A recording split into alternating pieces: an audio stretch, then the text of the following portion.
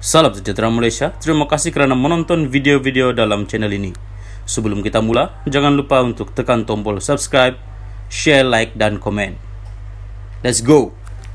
Salam sejahtera dan salam perpaduan kepada semua pendengar berita panas petang ini. Dipetik dari Sinar Harian bertajuk UMNO perlu bersama PAS untuk bangkit, Nik Abdu.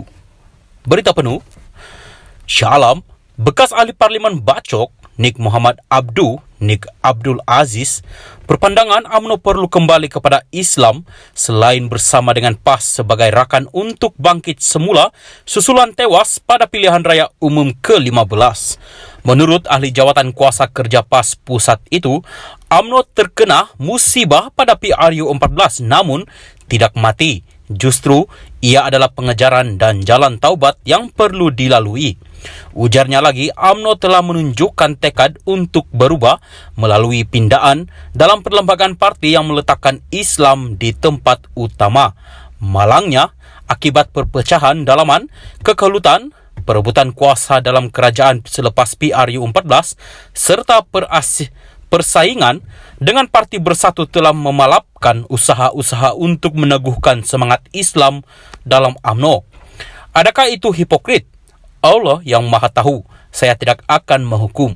Bagi saya, pilihan UMNO untuk bersama Pakatan Harapan PH adalah tindakan terdesak akibat hilangnya keyakinan terhadap PN, Perikatan Nasional, bukan terhadap Islam, dakwanya di Facebook pada Isnin. Tambah Nik Muhammad Abdu, UMNO juga perlu mendampingi rakan yang baik, yaitu PAS untuk memperbaiki diri. Apabila anda bertaubat dengan ingin membaiki diri, anda perlu mendampingi rakan yang baik. Pesakit mesti bersama dokter. Jika hanya bersama pesakit sepertinya, mereka akan saling mengeluh dan putus asa. Jika bersama bomo serba tahu, dia akan diberi penawar beracun dan mati, ujarnya. Justru beliau berkata, UMNO mesti bersama PAS kerana parti tersebut adalah lebih mendahului parti lain dalam komitmennya untuk Islam. Jelas Nik Muhammad Abdu, salah faham antara UMNO dan PAS boleh diselesaikan. Beliau juga konsisten untuk mengajak UMNO bersama dengan PAS dalam membina negara. UMNO masih dua kumpulan dan kumpulan mana yang akan memimpin nanti. Saya konsisten mengajak mereka untuk bersama PAS membina negara. Antara pantang saya masuk campur urusan dalaman orang. Segala salah faham boleh diselesaikan. Kemenangan besar bukan dengan membunuh, tetapi dicapai dengan perdamaian. Bukankah begitu? Fathu Makkah, jelasnya.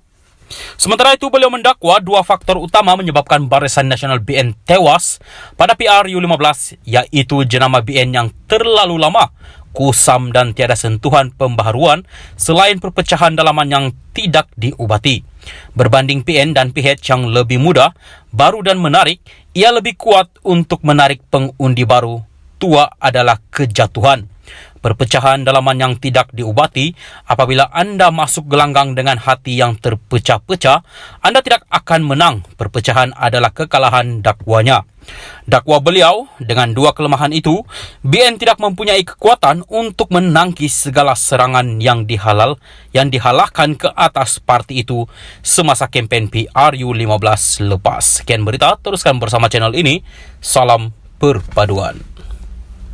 Salam sejahtera dan selamat malam. Salam perpaduan kepada semua pendengar berita panas malam ini. Dipetik dari Malaysia Kini bertajuk PKR akan hadir PAU, Biro Politik putuskan jika dapat jemputan Rafizi. Berita penuh, Biro Politik PKR akan membuat keputusan sekiranya menerima jemputan untuk menghadiri Perhimpunan Agung UMNO PAU pada bulan depan, kata timbalan presidennya Rafizi Ramli. Pun begitu, dia memaklumkan setakat ini PKR belum mendapat jemputan tersebut daripada UMNO. Sebaliknya, dia meminta supaya soalan itu ditujukan kepada Saifuddin Nasution Ismail kerana surat menurat ditujukan kepada Setiausaha Agung PKR itu. Setakat ini belum dimaklumkan dan belum ada notis mesyuarat Biro Politik PKR, katanya lapor bernama.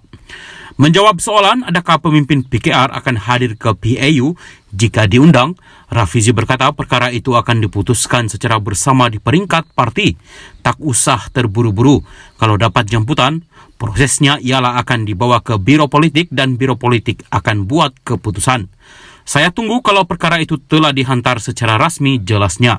Sementara itu menyentuh mengenai kesan perkembangan terkini COVID-19 di China, Rafizi yang juga merupakan Menteri Ekonomi memberi jaminan bahawa kerajaan akan terus melindungi dan membantu industri kecil dan sederhana dalam negara.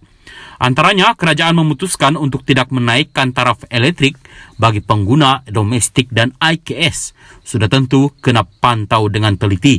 Rantaian nilai kena tengok dengan terperinci kerana ia akan bermula dengan pengimport. Sama ada berlaku sesuatu di China atau negara lain, katanya. Rafizi juga mengakui bahawa pandemik yang melanda selama 2 tahun lalu memberikan kesan besar kepada seluruh dunia. Ekoran kebergantungan terhadap negara ekonomi kedua dunia itu. Menurutnya, kerajaan akan meneliti perkembangan pandemik di China kali ini. Ia juga termasuk kenaikan mendadak harga barangan tertentu, kebanyakannya aktiviti perkilangan. Katanya bahawa COVID-19 telah berada dalam pemantauan Kementerian Ekonomi sejak 2 tahun lalu ketika pandemik melanda.